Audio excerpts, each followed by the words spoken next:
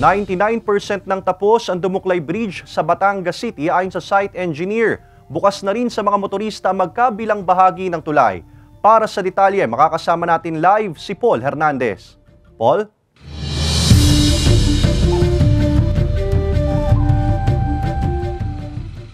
Yes, Ace, kabilang doon sa natitirang 1% ng proyekto ay para na lamang daw sa pag-i-install ng signage para sa weight limit ng mga dumaraang sasakyan dito sa Dumuklay Bridge.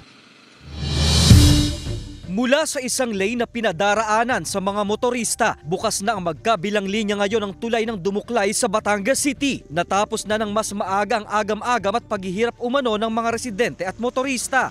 Sobrang dali sa halip na dati na doon na kami magde-deliver yung bahay na yun. Iikot pa kami. Ay ngayon, sobrang bilis.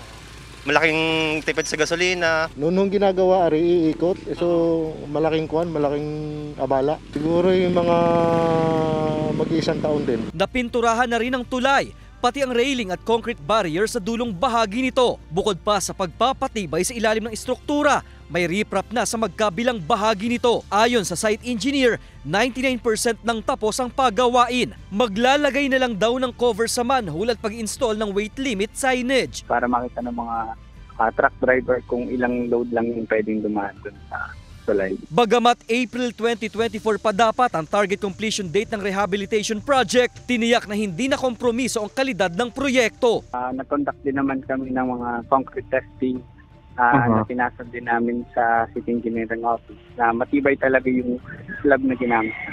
Nakatakda raw matapos ang ilan pang pagawain ngayong linggo. Saka pa isasagawa ang joint and final inspection ng contractor at City Engineer's Office. Sa ngayon ay wala na yung mga heavy equipment dito sa area, no? Kaya't asahan daw na bago pa man matapos yung linggo, ayon sa site engineer ay isasagawa na yung final inspection dito sa Dumuklay Bridge. Ace. Maraming salamat, Paul Hernandez.